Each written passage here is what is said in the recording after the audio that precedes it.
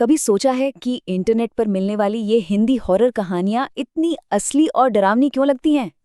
असल में इसके पीछे एक पूरा फॉर्मूला है। आज हम इसी फॉर्मूले को, इसी ब्लूप्रिंट को समझने की कोशिश करेंगे जो इन कहानियों को इतना असरदार बनाता है। इन कहानियों की पूरी जान ना अक्सर एक ही लाइन में छिपी होती है। जैसे ये लाइन, आहट से बचना नामुमकिन है।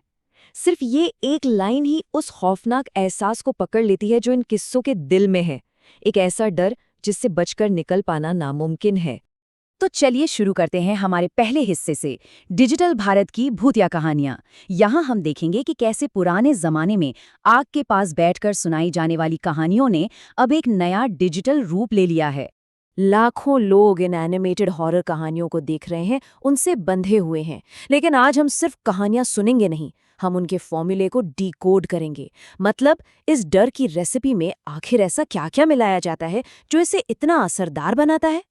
तो अब आते हैं हमारे दूसरे सेक्शन पर, डर के इंजन। आखिर इस आतंक को, इस डर को ताकत कहाँ से मिलती है? देखिए, सबसे दिलचस्प बात यह है कि इन कहानियों में जो भी अलौकिक ताकतें होती हैं ना, वो अक्सर हमारी अपनी ही गहरी भावनाओं से जन्म लेती हैं। मतलब ये कोई बाहरी शक्ति नहीं, बल्कि हमारे अंदर का ही अंधेरा है जो भूतों को असली पावर देता है। और ज्यादातर मामलों में दो ही भावनाएं इस डर को सबसे ज्यादा हवा देती हैं। एक है बदला लेने की वो कड़वी आग, और दूसरा है कभी न खत्म होने वाला लालच। जैसे कुसुम की कहानी में उसे जब विवेक से धोखा मिलता है तो वो काले जादू की तरफ मुड़ जाती है। वहीं दूसरी तरफ अर्कसेन हवेली की कहानी में एक छिपे हुए खजाने का लालच पूरे के पूरे परिवार को निगल जाता है। और लालच का शायद सबसे खौफनाक रूप मरण हांडी जैसी चीजों में दिखता है। ये कहानी बड़े कमाल के तरीके से दिखाती है कि कैसे लालच एक असली जानलेवा हथियार बन सकता है। सुभाष खजाने के लिए अपने ही परिवार के खिलाफ इसका इस्तेमाल करता है, जो ये दिखाता है कि लालच की कोई सीमा नहीं होती, ये किसी को भी किसी भी हद तक गिरा सकता है। इसे आहट की कहानी में बहुत अच्छे से दिखाया गया है, जहां 100 साल पहले जिंदा दफना दी गई एक मालकिन ललिता की आत्मा आज भी उस हवेली में भटकती है। उसका दर्द, उसका गुस्सा उस जगह को हमेशा हमेशा के लिए एक शापित जगह बना देता है। अच्छा, तो अब हम ये समझ गए कि डर पैदा क्यों होता है, पर अब सवाल ये है कि इस डर का सामना करता कौन है? मतलब कहानी का हीरो कौन है? कहानी का असली तनाव और मजा इसी टकराव से आता है, जब एक मॉडर्न पढ़ा लिखा लॉजिक पर चलने वाला इंसान एक ऐसी पुरानी अलौकिक शक्ति से टकराता है जिसे विज्ञान भी नहीं समझा सकता। बस यहीं से डर कई गुना बढ़ जाता है। यहाँ एक पैटर्न साफ नजर आता है ना। कहानी का हीरो अक्सर कोई आम इंसानी होता है, एक आईटी मैनेजर, एक स्कूल मास्टर जो हर बात में तर्क ढूंढता है, या फिर रोड ट्रिप पर निकले कुछ दोस्त। इनकी बिल्कुल साधारण सी जिंदगी में जब ये भयानक घटनाएं होती हैं तो उनसे जुड़ाव महसूस करना बहुत आसान हो जाता है। अब आते हैं सबसे जरूरी हिस्से पर, डर की बनावट। मतलब ये आतंक गढ़ा कैसे जाता है। ये कहानियां सिर्फ क्या हुआ पर नहीं रुकती, बल्कि डर बनाने के कैसे पर बहुत ज्यादा ध्यान देती हैं।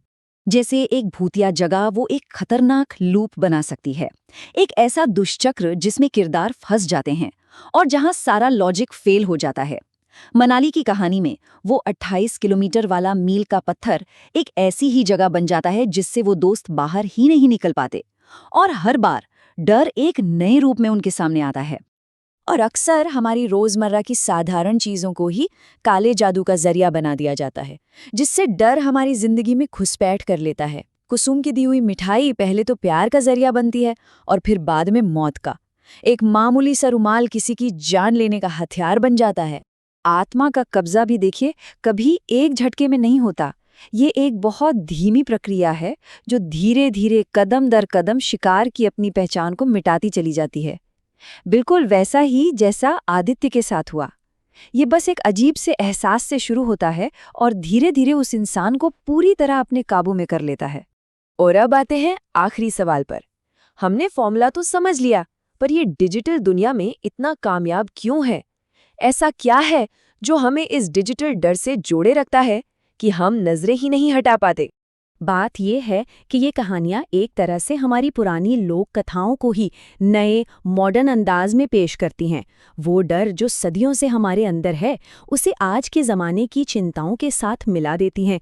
तो डर पौराणिक भी लगता है और आज का भी। ये हमारे दादा दादी की कहानियों का ही नया डिजिटल अवतार है। तो ये है वायरल डर की पूरी रेसिपी। जो आतंक हमें इतना बिखरा हुआ और अचानक लगता है, उसके पीछे असल में एक बहुत सोची समझी बनावट है। ये एक ऐसा फॉर्मूला है जो डर को असरदार तरीके से गढ़ता है और देखने वालों को अपनी गिरफ्त में ले लेता है। और ये सब हमें एक आखिरी सवाल पर लाकर छोड़ देता है। क्या ये कहानियां सिर्फ भूतों के बारे में हैं, या फिर ये भूत उन असली दुनिया के डरों का चेहरा हैं जिनसे हम रोज जूझते हैं? शायद ये पैसों के दबाव से पैदा हुआ लालच हो, या फिर रिश्तों में धोखे का डर। शायद यही वो असली चीजें हैं जो हमें इन कहानियों में इतना डराती हैं।